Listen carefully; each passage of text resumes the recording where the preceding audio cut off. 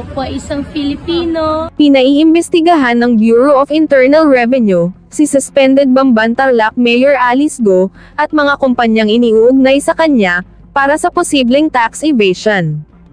Sa pahayag ng BIR, makikipagtulungan ang ahensya sa Senado, para imbestigahan ang mga kumpanya, at mga personalidad na iniuugnay sa alkalde, pati na rin ang halaga ng kanilang yaman. Magkakaroon din daw ng hiwalay na imbestigasyon ang BIR. Posibleng sampahan ng kasong tax evasion, ang mga mapapatunayang may sala, kung hindi tutugma sa kita ang aktwal na halaga, ng kanilang ari-arian. Maaari ring maparusahan, ang mapapatunayang kasabwat ng mga sangkot na kumpanya.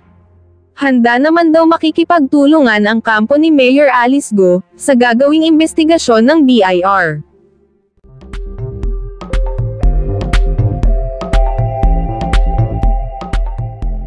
Nakalusot si Alice Go sa pagtakbo niya. Well, in fact, lumalabas ngayon ang daming questions sa kanyang birth certificate. Ano yung... Alam niyo po kasi... Paano nangyari yun? Dapat maintindihan ng mga kababayan natin, talagang ang role po kasi ng Commission ng Election, sabi po ng umiiral na batas sa Omnibus Election Code, kahit po sa desisyon ng Korte Suprema sa kaso ng Serafica versus the COMELEC, at napakadami ng kaso pa. Sabi po ang role namin ay ministerial lamang. Ibig sabihin, tatanggap lang po kami ng mga certificates of candidacy. Wala po kaming choice, Sir Christian, na tumanggi.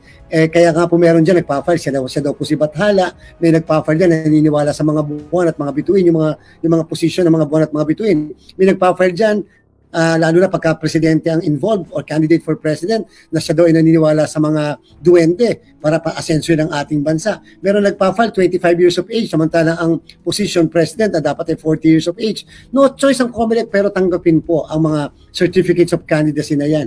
Kung bibigyan niyo po kami ng diskresyon, baka po magkakagulo tayo. Bakit? Ibig nyo sabihin, titinan lang ang local COMELEC namin itsura ng tao. Mukha ka naman Chinese o kaya mukha ka namang hindi Filipino. So doon lang ang judgment, pagkatapos ang diskresyon nasa mga local COMELEC. Magkakagulo po tayo dyan. Baka hindi po matapos ang ilang araw, hindi pa makakapag-file ng certificates of candidacy ang mga kandidato. So dapat po may magpa-file, Sir Christian, ng disqualification o petition para sa cancellation ng kandidatura ng isang kandidato. Kung hindi po ang COMELEC ay walang kapangyarihan, magmoto proprio o aming inisyatiba na mag-disqualify o cancel ng candidacy. Maliban na lang kung ang pag-uusapang Sir Christian ay yung mismong kandidato ay nuisance candidate, pwede po kaming magmoto proprio o sarili naming initiative nang walang nagpa-file ng disqualification. Pero kung obvious, kunwari lang, edad, hindi naman ito yung issue kay Mayor Alice Go. Kunwari, edad, kitang-kita nyo naman. So, kunwari, 18 years old. Madali namang tingnan yung birth certificate, for instance, or it was made available. Hindi ba pwedeng i-disqualify na rin yung outright? Hindi natanggapin yung COC? Yung po kasing Omnibus Election Code ay nagsasabi na ang itasabit lang sa COMELEC ay yung form ng Certificate of Candidacy. Hindi po kami obligado na mag-require ng dagdag na dokumento katulad po ng birth certificate para lang po patunayan yung edad. At therefore po, minsan po ginawa na ng COMELEC yan. Natatandaan niyo po, Sir Christian, nagpasubmit ang COMELEC ng certification na hindi sila drug addict o gumagamit ng pinagbabawal na droga. Ito po yung kinwestiyon sa Korte Suprema sa kaso ng Social Justice Society versus the COMELEC at diniklara na unconstitutional ng Korte Suprema sapagkat hindi naman daw po required yun sa pagpa-file ng Certificate of Candidacy. Yan lang pong issue ng birth certificate ay maaaring kakailanganin kapag kami nag-file na ng cancellation ng candidacy doon sa kandidato. Tatandaan po natin, basta ang pinag-uusapan age, citizenship, residency, registration bilang botante at literacy, yan pong lahat ng yan ay dapat may magpa-file ng petition for cancellation ng candidacy. Hindi po pwedeng COMELEC. Dapat isang registered voter. Ngayon po, Sir Christian, para lang po facts first po muna tayo. Nung barangay and SK elections, sinubukan po namin yan. Hindi po kami nag-ministerial duty. At least po doon sa issue ng age at saka po sa issue ng residency o registration bilang botante. Tinitingnan po namin sa records namin kapag talagang siya ay botante ba? Or number 2, ilan ba talagang edad niya lalo sa SK? Kasi pagka 17 years o hindi 17 years of age or more, hindi po namin yan tinatanggap. So wala po na question sa aming ginawang yon dahil sa pwede naman po namin gawin. Kaya lang, dito po kasi sa automated election, mukha po hindi namin pwedeng gawin yung bagay na yon. Okay. Pag-usapan natin yung proseso, no? Para din malinaw sa mga tao. Dahil na-proclaim na si Alice Guo, nagsaserve na siya bilang mayor, labas na ang COMELEC dyan, di ba? Tama?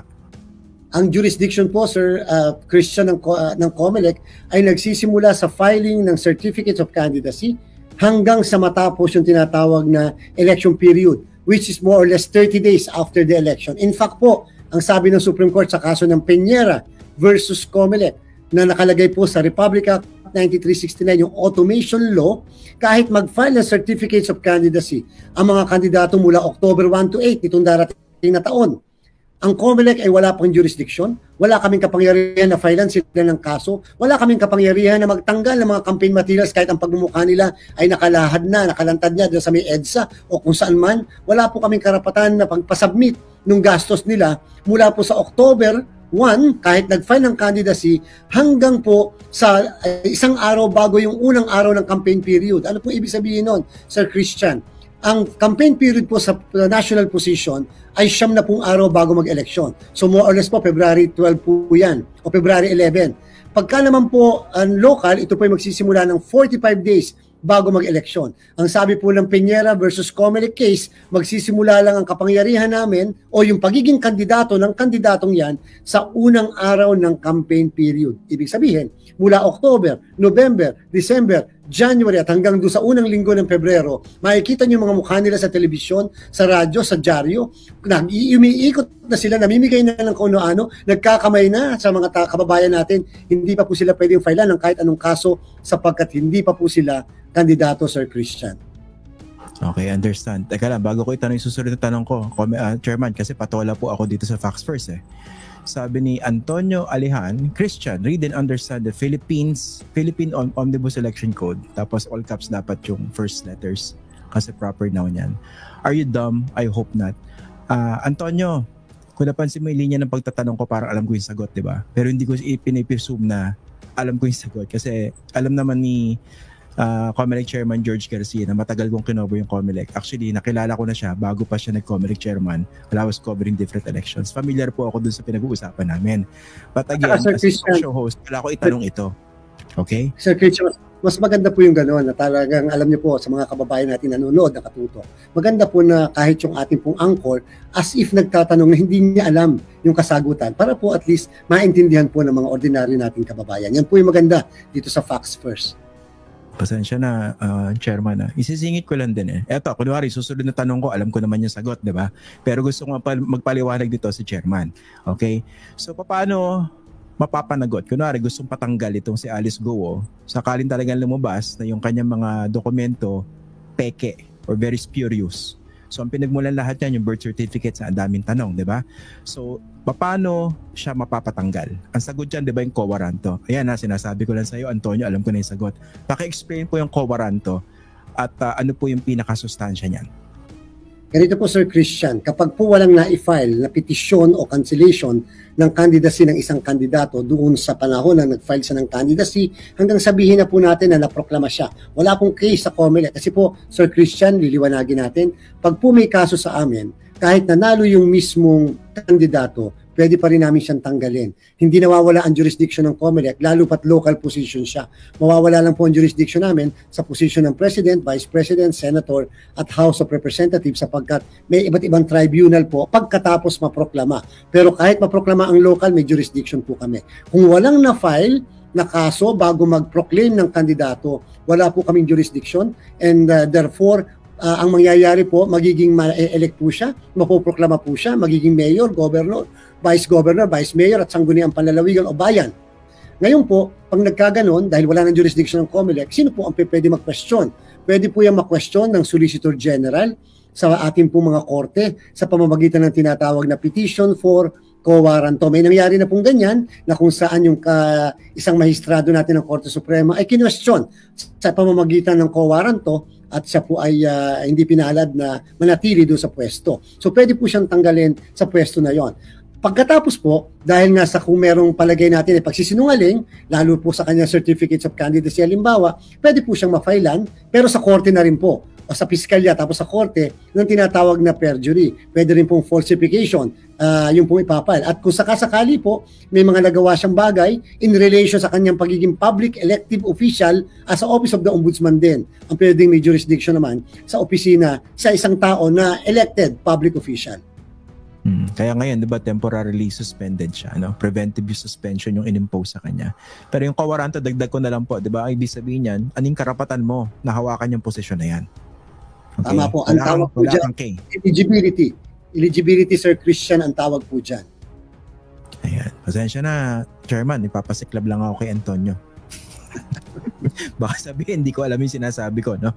Anyway, pag-usapan natin. So basically, ano yan, talagang based dun sa umiiral na batas natin, talagang ano lang, tatanggap lang kayo ng mga COCs. Kasi diba, COC filing will be from October 1 to 8. Isa kong tanong dito before we move to the next topic. What can you do still, no? Despite the limitations within the law, in terms of addressing this problem, this worrisome issue of possibly Chinese infiltration sa ating electoral system? Yan, pagpapatakbo kunwari ng mga kandidato.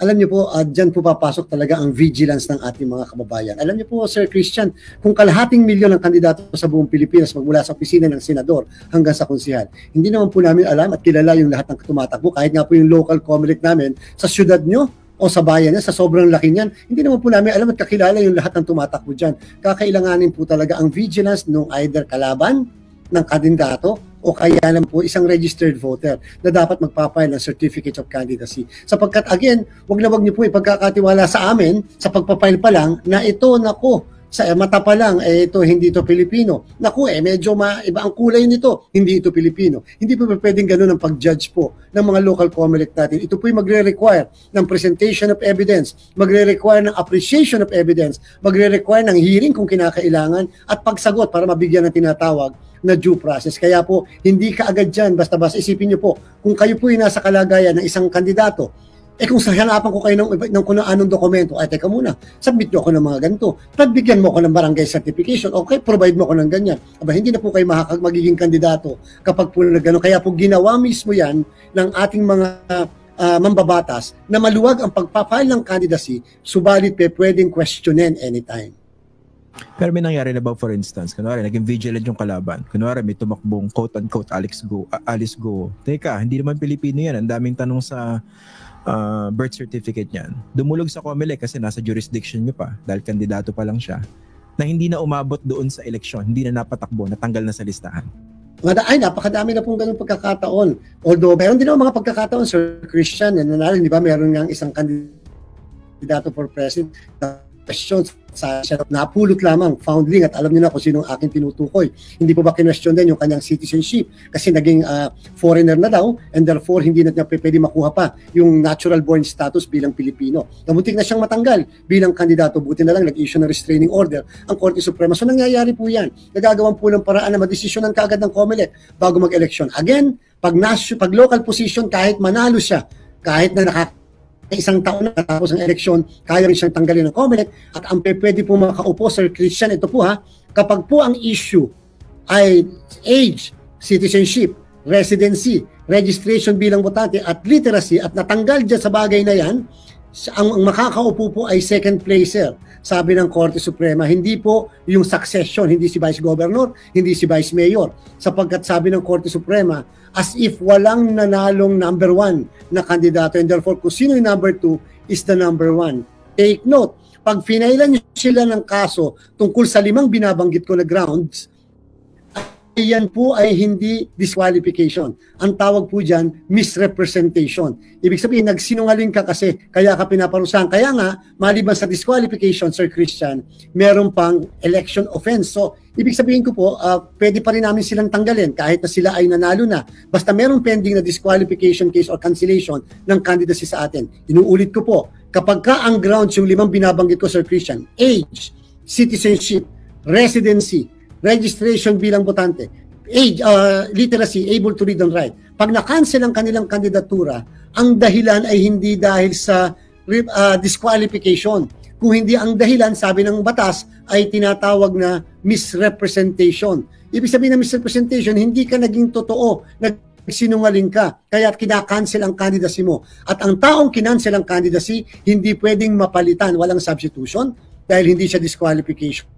At the same time, ang uupo kung sakaling makancel ang candidacy, hindi yung second placer pagka natapos na eleksyon. Ang uupo po, Sir Christian, ay yung mismong, hindi yung succession. Ang uupo po ay second placer. Yung mismong number 2, kasi as if walang number 1. Para sa iba pang karagdagang mga balita at impormasyon, ay huwag po nating kalimutang mag-like, share at comment sa video na ito, at huwag po rin nating kalimutang mag-subscribe to continue supporting us. Maraming salamat po sa inyong panonood, at naway tangkilikin po ninyo ang aming YouTube channel.